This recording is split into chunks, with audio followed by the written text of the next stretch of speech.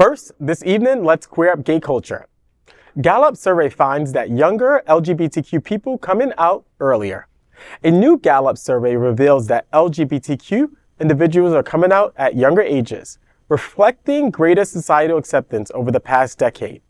Among LGBTQ adults, 71% reported sharing their identity before turning 30, with 57% doing so before 22. The median age for coming out among those aged 18 to 29 is 17. The survey also highlights that most respondents realized their LGBTQ identity during adolescence, with 48% knowing by age 14 and 72% by 18. Despite these positive trends, 18% of respondents had not come out to anyone, and a small number reported coming out later in life. Changing attitudes towards LGBTQ people are evident with a June Gallup poll showing that 69% of Americans support same-sex marriage and 64% find gay and lesbian relationships morally acceptable. Moreover, 70% of respondents in the survey felt that social acceptance and treatment of LGBTQ people has either gotten a lot or gotten a little better over the past decade. However, about 25% of LGBTQ adults reported experiencing poor treatment or harassment frequently or occasionally in the past year due to their sexual orientation.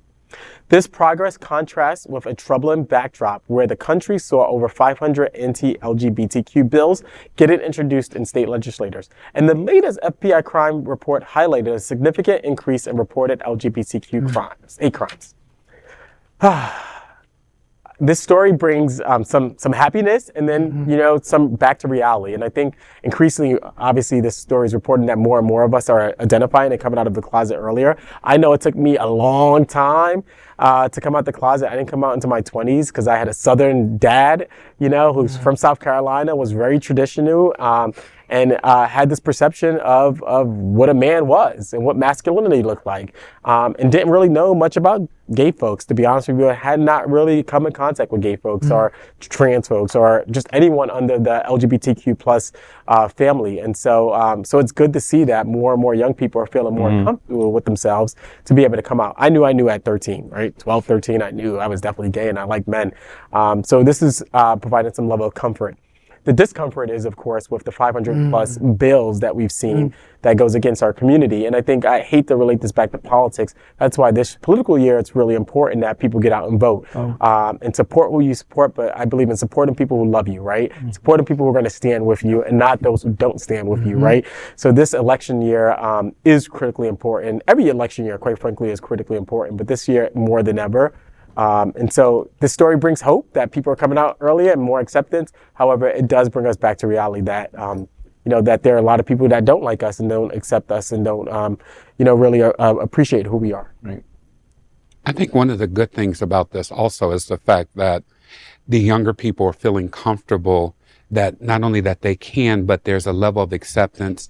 Older generations have paved the way, for that. One of the things that I think concerns me is the lack of mentorship within the community, because, a generation ago, when you came out, you had one or two persons that you could look up to and that would school you on even how to go out to clubs, how you don't leave your drinks unattended and these different type of things. And so a lot of that is being missed today. There's something to be said, and I know I'm a little old-fashioned, but there's something to be said, back in the day, you didn't want to be the person that hooked up with everybody in the bar. Now it seems to be, okay, well, I had him yesterday, I had him 2 hours ago, I had her, 3 hours ago.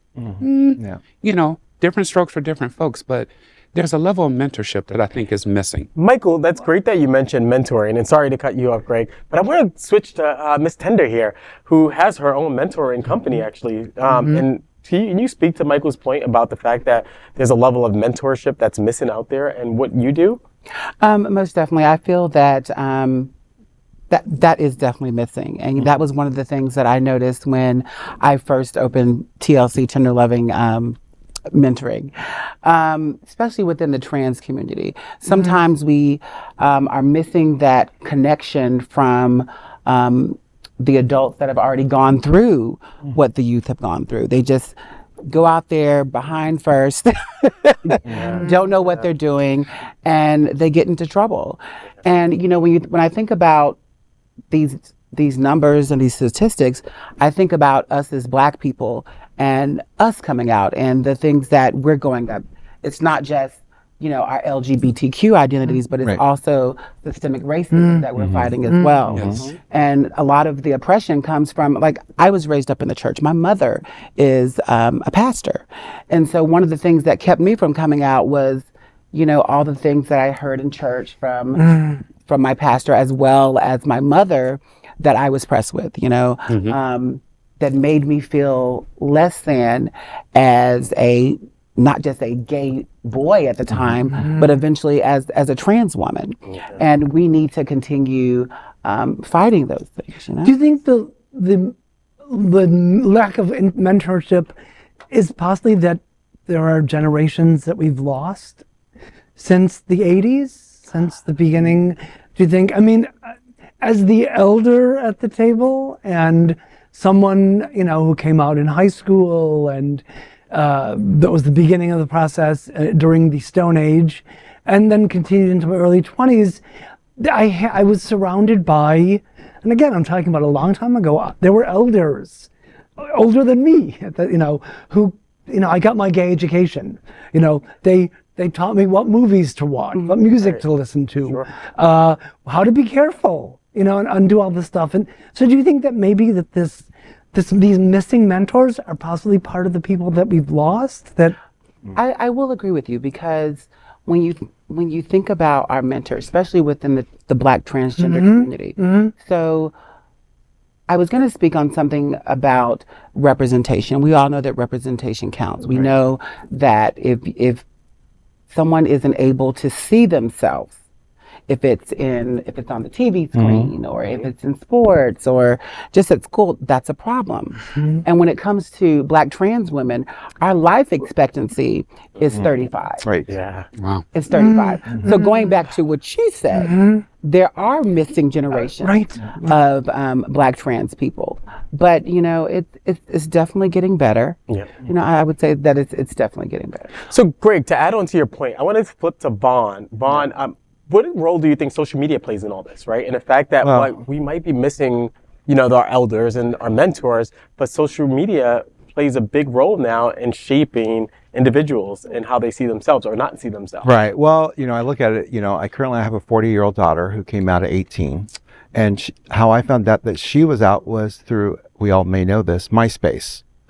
So I was one of those parents that looked after my children and had an account that I was able to follow them to make sure they were doing what they were supposed to be doing, and found out through that. But I never outed her. I waited for her to come out, because I thought that's not my story to tell. Right. But it wasn't until I hit 50 that my, at the time, 30-year-old daughter was my mentor, because that's when I came out. So we flipped the script on that. But it's the location. I'm in the Midwest, in the farming communities. It's a completely different, area. But what I do appreciate is also during that time when I came out, I lived downtown Indianapolis, and 3 of the biggest mentors there were 3 Black trans women that actually were working at a bar down the street. And it was a great experience because I was able to sit with them and ask questions like, I don't know. And they wanted to ask me questions. They're like, how can you be straight all these years? But social media today plays a big part. But I feel like, and we've talked about this, the Trevor Project, a lot on this show. And they don't like bullying, right? That youth don't like bullying, and they're so free and open.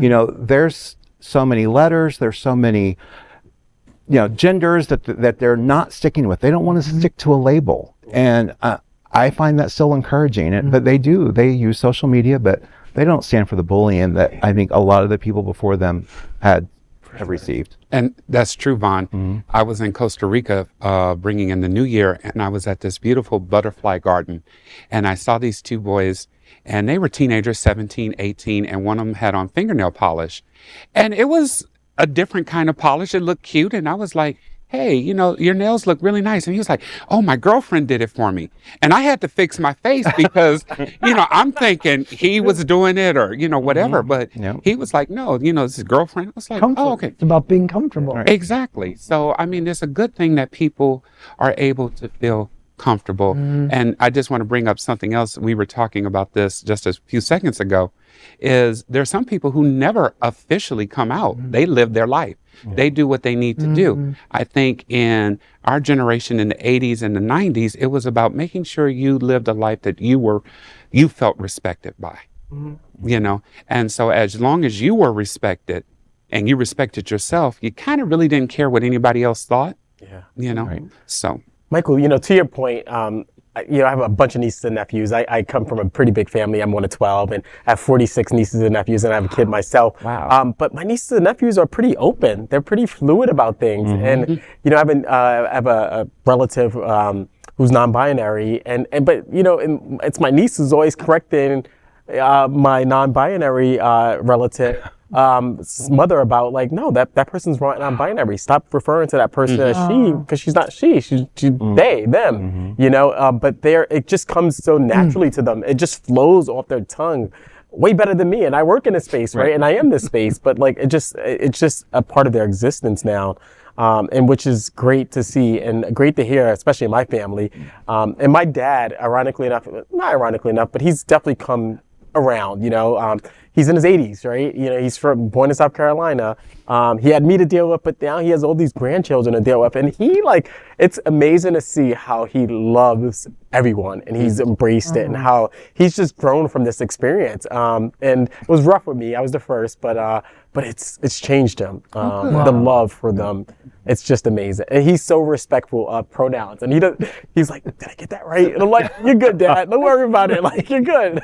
That reminds me of my brother. My brother is 26 years old. I'm, of course, 49. And Girl. I guess came out kicking and pushing the door down. But no, I came out at, I guess, 18, 19. And my parents have known for years. And it took my brother, who's 26, when he was probably about, I would say 18, 19 years old, for him to be like, her name is Adriana and it's she. Wow. So stop dead naming her and misgendering her. Wow. It took him for the rest of my siblings To get it together. and my parents to get it together. Wow. You know, so this new generation, honey. You just never Oh, know. they bold. They bold, for real. We have faith in them.